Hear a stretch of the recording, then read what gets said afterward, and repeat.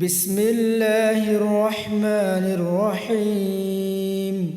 وما من دابة في الأرض إلا على الله رزقها ويعلم مستقرها ومستودعها كل في كتاب مبين وهو الذي خلق السماوات والأرض في 6 أيام وكان عرشه على الماء ليبلوكم أيكم أحسن عملا ولئن قلت إنكم مبعوثون من بعد الموت ليقولن الذين كفروا إن هذا إلا سحر مبين ولئن أخرنا عنهم العذاب إلى أمة معدودة ليقولن ما يحبسه ألا يوم يأتيهم ليس مصروفا عنهم وحاق بهم ما كانوا به يستهزئون ولئن أذقنا الإنسان منا رحمة ثم نزعناها منه إنه ليئوس كفور ولئن أذقناه نعماء بعد ضراء مسته ليقولن ذهب السيئات عني إنه لفرح فخور إلا الذين صبروا وعملوا الصالحات أولئك لهم مغفرة وأجر كبير فلعلك تارك بعد ما يوحى إليك وضائق به صدرك أن يقولوا لولا أنزل عليه كنز أو جاء معه ملك إنما أنت نظير والله على كل شيء وكيل أم يقولون افتراه قل فأتوا بعشر سور مثله مفتريات ودعوا من استطعتم من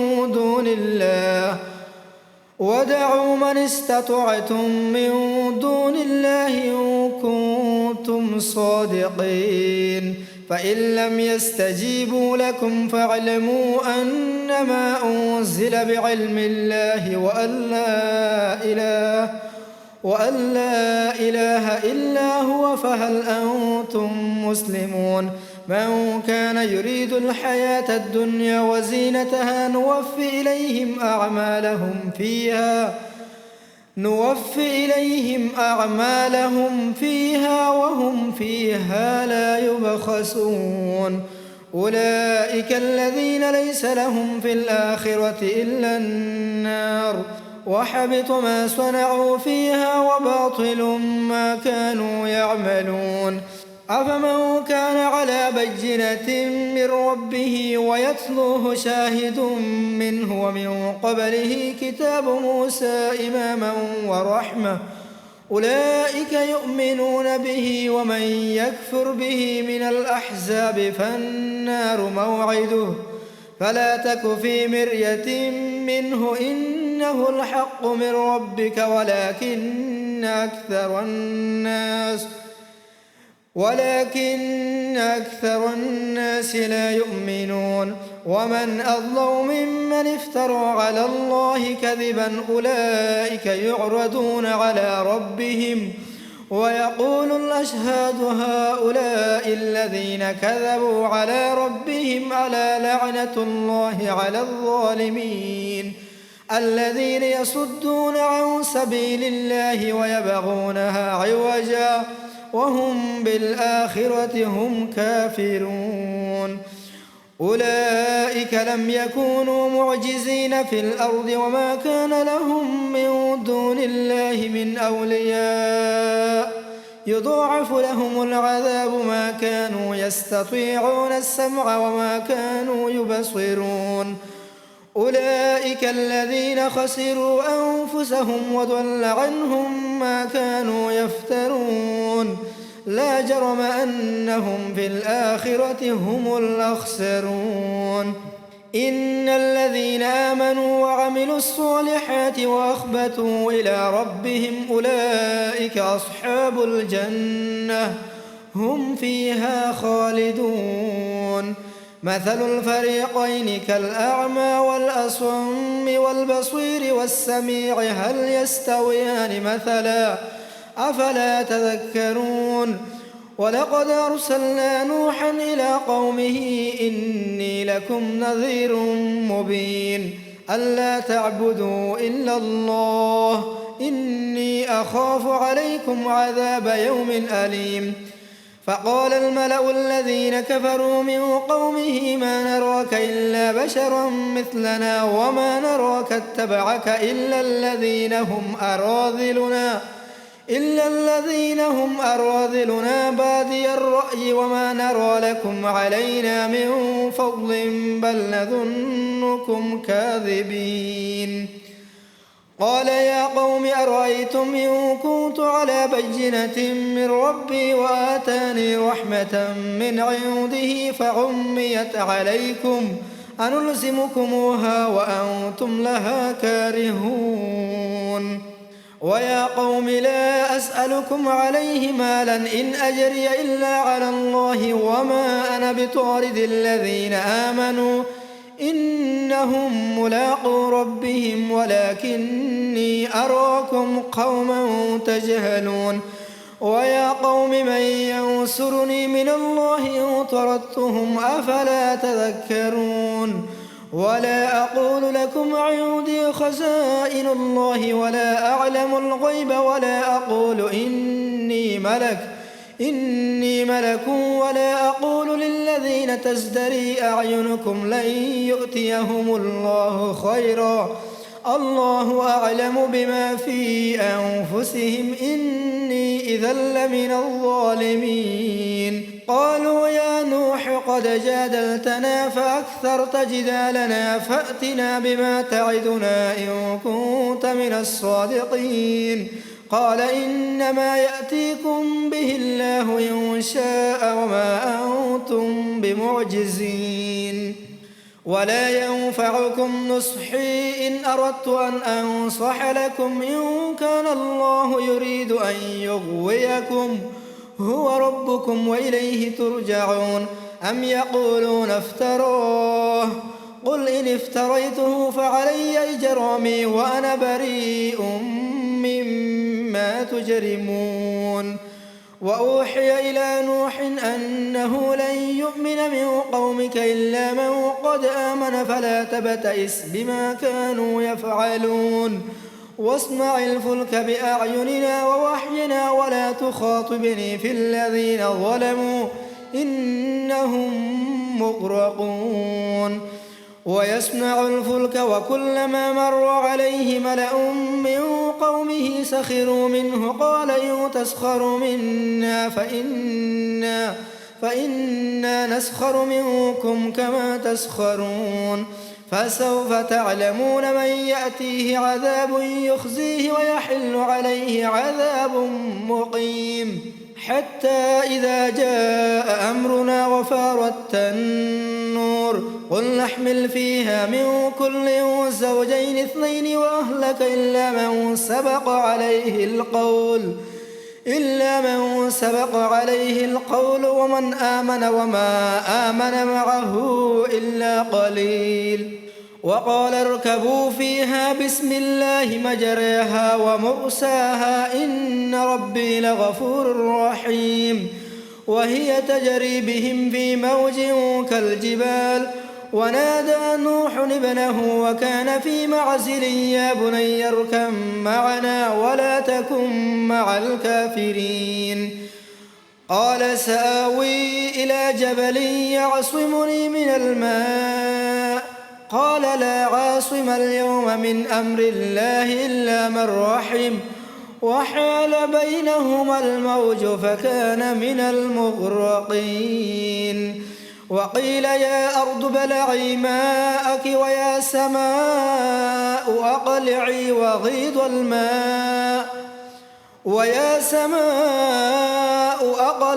وغيض الماء وقضي الأمر واستوت على الجودي وقيل بعدا للقوم الظالمين ونادى نوح ربه فقال رب إن بني من أهلي وإن وعدك الحق وأنت أحكم الحاكمين. قال يا نوح إنه ليس من أهلك إنه عمل غير صالح فلا تسألني ما ليس لك به علم إني أعظك أن تكون من الجاهلين. قال رب إني أعوذ بك أن أسألك ما ليس لي به علم وإلا تغفر لي وترحمني أكن من الخاسرين. قيل يا نوح اهبط بسلام منا وبركات عليك وعلى ممن معك وأمم سنمتعهم ثم يمسهم منا عذاب أليم. تلك من أنباء الغيب نوحيها إليك ما كنت تعلمها أنت ولا قومك من قبل هذا فاصبر إن العاقبة للمتقين. وإلى عاد أخاهم هودا قال يا قوم اعبدوا الله ما لكم من إله غيره إن أنتم إلا مفترون. ويا قوم لا أسألكم عليه أجرا إن أجري إلا على الذي فطرني أفلا تعقلون. ويا قوم استغفروا ربكم ثم توبوا إليه يرسل السماء عليكم مدرارا ويزدكم قوة إلى قوتكم ولا تتولوا مجرمين. قالوا يا هود ما جئتنا ببينة وما نحن بتاركي آلهتنا عن قولك وما نحن لك بمؤمنين إن نقول إلا اعتراك بعد آلهتنا بسوء. قال إني أشهد الله واشهدوا أني بريء مما تشركون. إن نقول إلا اعتراك بعد آلهتنا بسوء. قال إني أشهد الله واشهدوا أني بريء مما تشركون من دونه فكيدوني جميعا ثم لا تنظرون. إني توكلت على الله ربي وربكم ما من دابة إلا هو آخذ بناصيتها إن ربي على صراط مستقيم. فإن تولوا فقد أبلغتكم ما أرسلت به إليكم ويستخلف ربي قوما غيركم ولا تضرونه شيئا إن ربي على كل شيء حفيظ.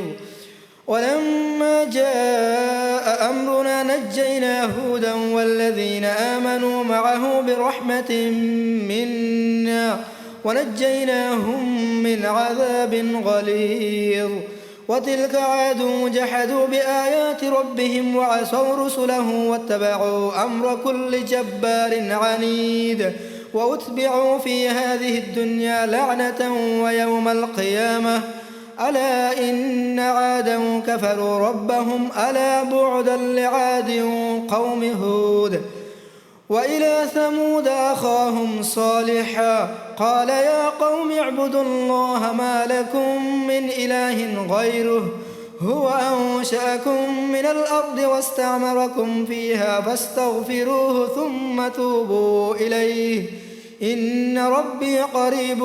مجيب. قالوا يا صالح قد كنت فينا مرجوا قبل هذا أتنهانا أن نعبد ما يعبد آباؤنا وإننا لفي شك مما تدعونا إليه مريب. قالوا يا صالح قد كنت فينا مرجوا قبل هذا أتنهانا أن نعبد ما يعبد آباؤنا وإننا لفي شك مما تدعونا إليه مريب. قال يا قوم أرأيتم إن كنت على بينة من ربي وآتاني منه رحمة فمن ينصرني من الله إن عصيته فما تزيدونني غير تخسير.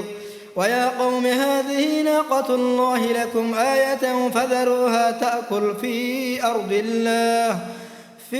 أرض الله ولا تمسوها بسوء فيأخذكم عذاب قريب. فعقروها فقال تمتعوا في داركم 3 أيام ذلك وعد غير مكذوب. فلما جاء أمرنا نجينا صالحا والذين آمنوا معه برحمة منا ومن خزي يومئذ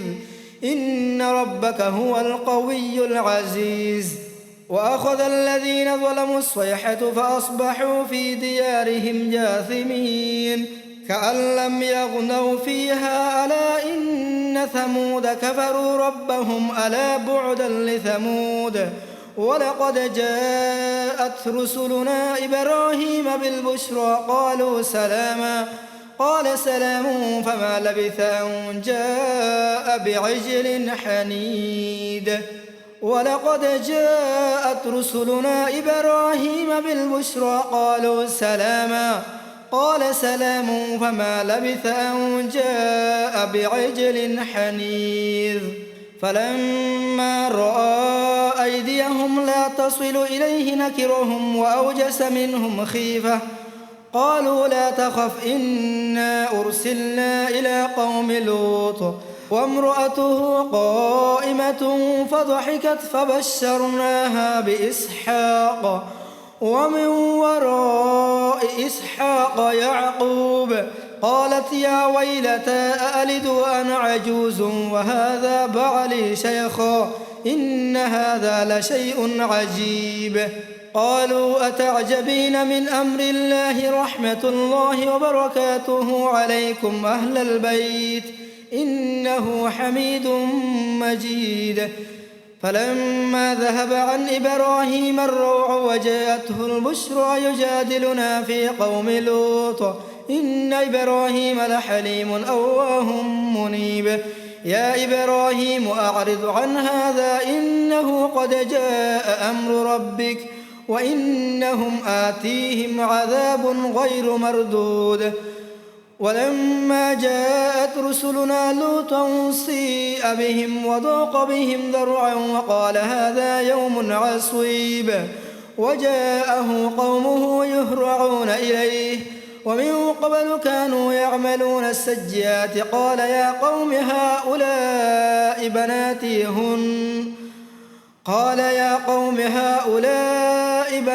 هن أطهر لكم فاتقوا الله ولا تخزون في ضيفي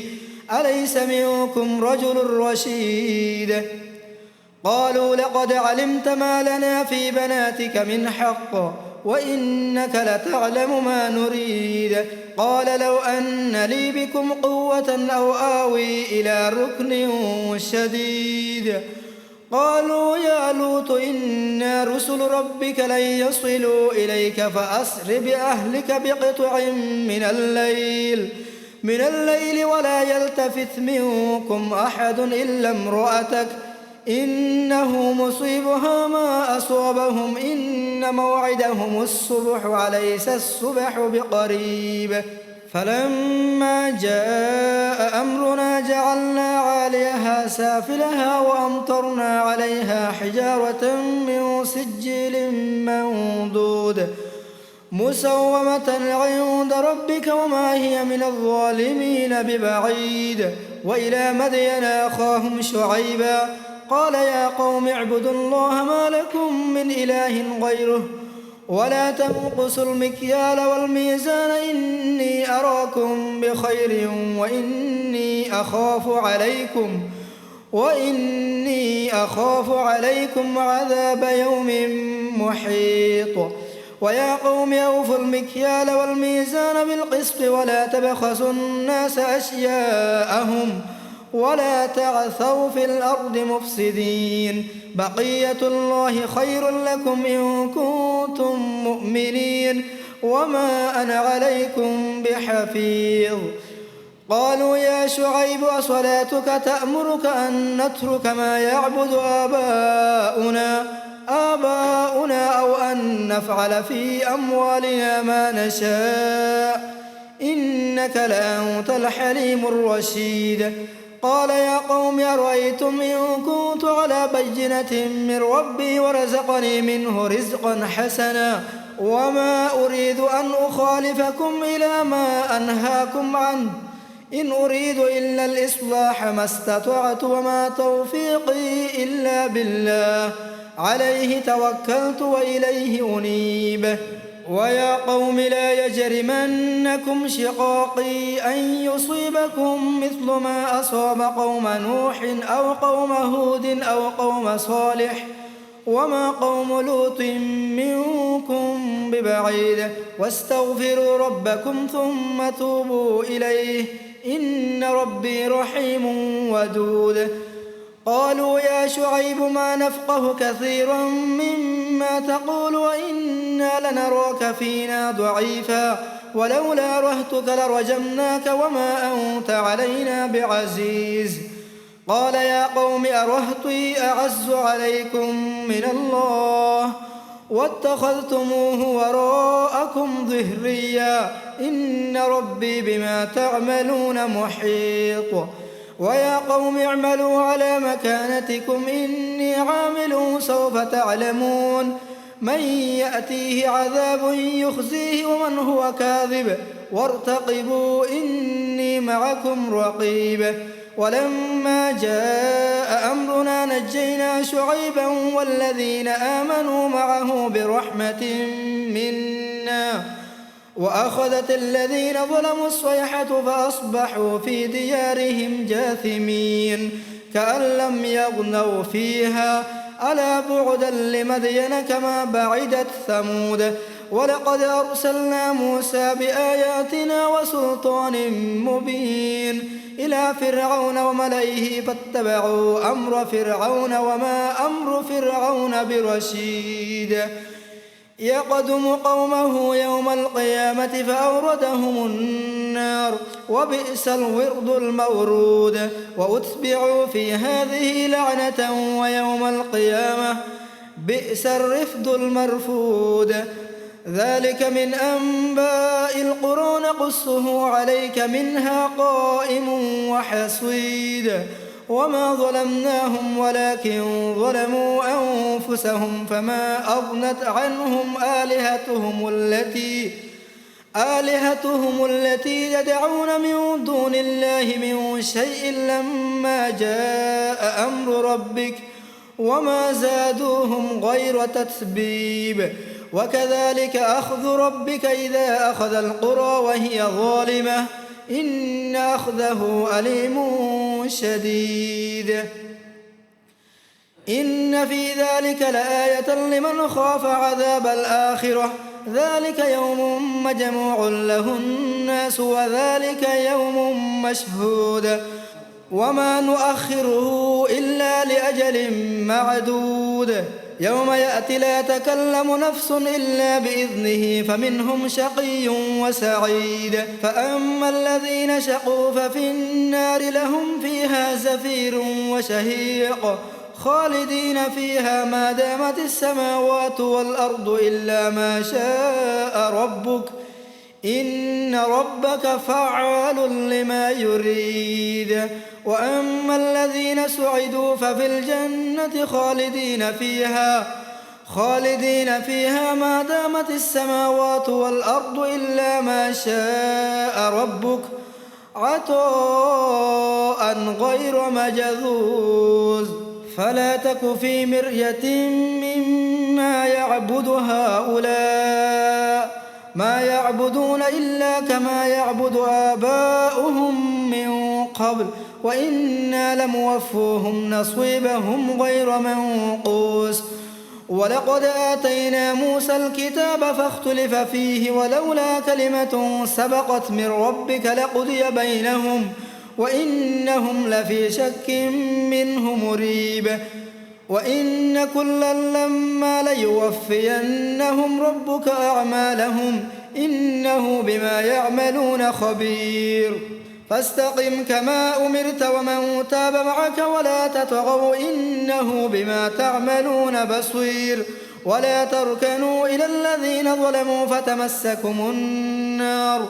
وما لكم من دون الله من أولياء ثم لا تنصرون وأقم الصلاة طرفي النهار وزلفا من الليل إن الحسنات يذهبن السيئات ذلك ذكرى للذاكرين وأقم الصلاة طرفي النهار وزلفا من الليل إن الحسنات يذهبن السيئات ذلك ذكرى للذاكرين واصبر فإن الله لا يضيع أجر المحسنين فلولا كان من القرون من قبلكم أولو بقية ينهون عن الفساد في الأرض إلا قليلا ممن أنجينا منهم واتبع الذين ظلموا ما أترفوا فيه وكانوا مجرمين وما كان ربك ليهلك القرى بظلم وأهلها مصلحون ولو شاء ربك لجعل الناس أمة واحدة ولا يزالون مختلفين إلا من رحم ربك ولذلك خلقهم وتمت كلمة ربك لأملأن جهنم من الجنة والناس أجمعين وكلا نقص عليك من أنباء الرسل ما نثبت به فؤادك وجاءك في هذه الحق وموعظة وذكرى للمؤمنين وقل للذين لا يؤمنون اعملوا على مكانتكم إنا عاملون وانتظروا إنا منتظرون ولله غيب السماوات والأرض وإليه يرجع الأمر كله فاعبده وتوكل عليه وما ربك بغافل عما تعملون بسم الله الرحمن الرحيم ألف لام را تلك آيات الكتاب المبين إنا أنزلناه قرآنا عربيا لعلكم تعقلون نحن نقص عليك أحسن القصص بما أوحينا إليك هذا القرآن وإن كنت من قبله لمن الغافلين إذ قال يوسف لأبيه يا أبت إني رأيت أحد عشر كوكبا والشمس والقمر رأيتهم لي ساجدين قال يا بني لا تقصص رؤياك على إخوتك فيكيدوا لك كيدا إن الشيطان للإنسان عدو مبين وكذلك يجتبيك ربك ويعلمك من تأويل الأحاديث ويتم نعمته عليك وعلى آل يعقوب كما أتمها على أبويك من قبل إبراهيم وإسحاق إن ربك عليم حكيم لقد كان في يوسف وإخوته آيات للسائلين إذ قالوا ليوسف وأخوه أحب إلى أبينا منا ونحن عصبة إن أبانا لفي ضلال مبين اقتلوا يوسف أو اطرحوه أرضا يخل لكم وجه أبيكم وتكونوا من بعده قوما صالحين قال قائل منهم لا تقتلوا يوسف وألقوه في غيابة الجب يلتقطه بعض السيارة إن كنتم فاعلين قالوا يا أبانا ما لك لا تأمنا على يوسف وإنا له لناصحون أرسله معنا غدا يرتع ويلعب وإنا له لحافظون قال إني ليحزنني أن تذهبوا به وأخاف أن يأكله الذئب وأنتم عنه غافلون قالوا لئن أكله الذئب ونحن عصبة إنا إذا لخاسرون فلما ذهبوا به وأجمعوا أن يجعلوه في غيابة الجب وأوحينا إليه لتنبئنهم بأمرهم هذا وهم لا يشعرون وجاءوا أباهم عشاء يبكون قالوا يا أبانا إنا ذهبنا نستبق وتركنا يوسف عند متاعنا فأكله الذئب وما أنت بمؤمن لنا ولو كنا صادقين وجاءوا على قميصه بدم كذب قال بل سولت لكم أنفسكم أمرا فصبر جميل والله المستعان على ما تصفون وجاءت سيارة فأرسلوا واردهم فأدلى دلوه قال يا بشرى هذا غلام وأسروه بضاعة والله عليم بما يعملون وشروه بثمن بخس دراهم معدودة وكانوا فيه من الزاهدين وقال الذي اشتراه من مصر لامرأته أكرمي مثواه عسى أن ينفعنا أو نتخذه ولدا وكذلك مكنا ليوسف في الأرض ولنعلمه من تأويل الأحاديث والله غالب على أمره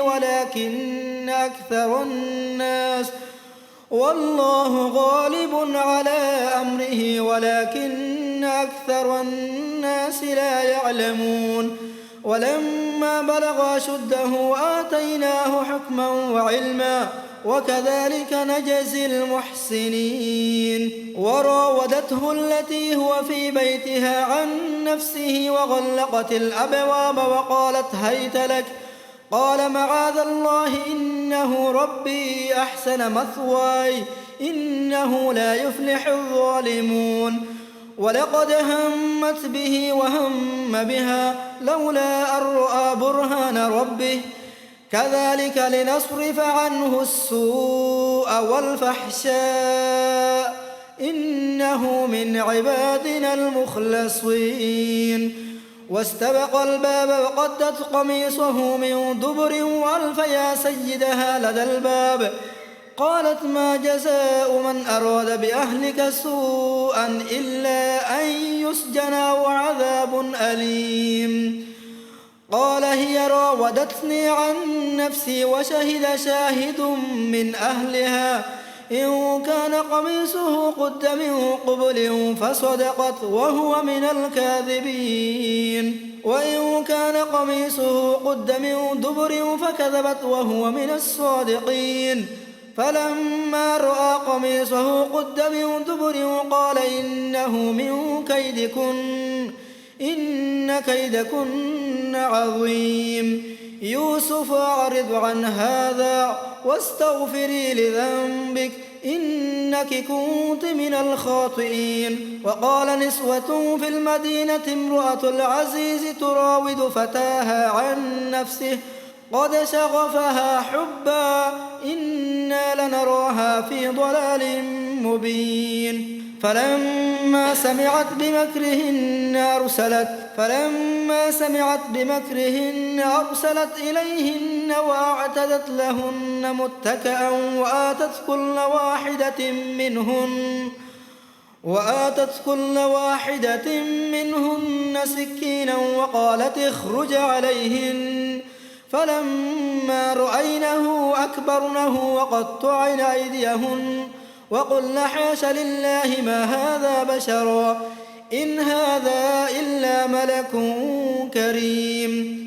قالت فذلكن الذي لمتنني فيه ولقد راودته عن نفسه فاستعصم ولئن لم يفعل ما آمره ليسجنن وليكون من الصاغرين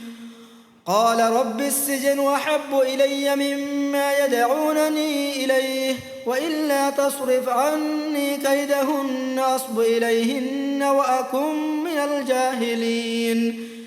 فاستجاب له ربه فصرف عنه كيدهن إنه هو السميع العليم. ثم بدا لهم من بعد ما رأوا الآيات ليسجننه حتى حين. ودخل معه السجن فتيان قال أحدهما إني أراني أعصر خمرا وقال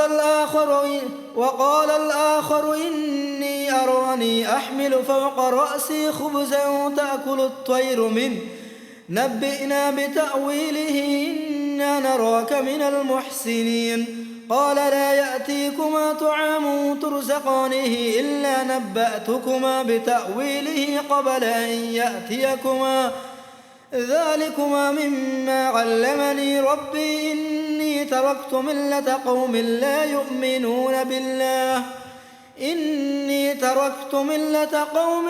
يؤمنون بالله وهم بالآخرة هم كافرون. واتبعت ملة آبائي إبراهيم وإسحاق ويعقوب ما كان لنا أن نشرك بالله من شيء ذلك من فضل الله علينا وعلى الناس ولكن أكثر الناس لا يشكرون. يا صاحبي السجن أأرباب متفرقون خير أم الله الواحد القهار. ما تعبدون من دونه إلا أسماء سميتموها أنتم وآباؤكم ما أنزل الله بها من سلطان إن الحكم إلا لله أمر أن لا تعبدوا إلا إياه ذلك الدين القيم ولكن أكثر الناس لا يعلمون. يا صاحبي السجن أما أحدكما فيسقي ربه خمرا وأما الآخر فيصلب فتأكل الطير من رأسه قضي الأمر الذي فيه تستفتيان. وقال للذي ظن أنه ناج منه اذكرني عند ربك فأنساه الشيطان ذكر ربه فلبث في السجن 9 سنين. وقال الملك إني أرى 7 بقرات سمان يأكلهن 7 عجاف و7 سنبلات خضر وأخر يابسات يا أيها الملأ أفتوني في رؤياي إن كنتم للرؤيا تعبرون. قالوا أضغاث أحلام وما نحن بتأويل الأحلام بعالمين. وقال الذي نجا منهما وادكر بعد أمة أنا أنبئكم بتأويله فأرسلون. يوسف أيها الصديق أفتنا في 7 بقرات سمان يأكلهن 7 عجاف و7 سنبلات خضر وأخر يابسات لعلي أرجع إلى الناس لعلهم يعلمون. قال تزرعون 7 سنين دأبا فما حصدتم فذروه في سنبله إلا قليلا مما تأكلون. ثم يأتي من بعد ذلك 7 شداد يأكلن ما قدمتم لهن إلا قليلا مما تحصنون. ثم يأتي من بعد ذلك عام فيه يغاث الناس وفيه يعصرون. وقال الملك ائتوني به فلما جاءه الرسول قال ارجع إلى ربك فاسأله ما بال النسوة اللاتي قطعن أيديهن إن ربي بكيدهن عليم. قالت امرأة العزيز الآن حصحص الحق أنا راودته عن نفسه وإنه لمن الصادقين. ذلك ليعلم أني لم أخنه بالغيب وأن الله لا يهدي كيد الخائنين.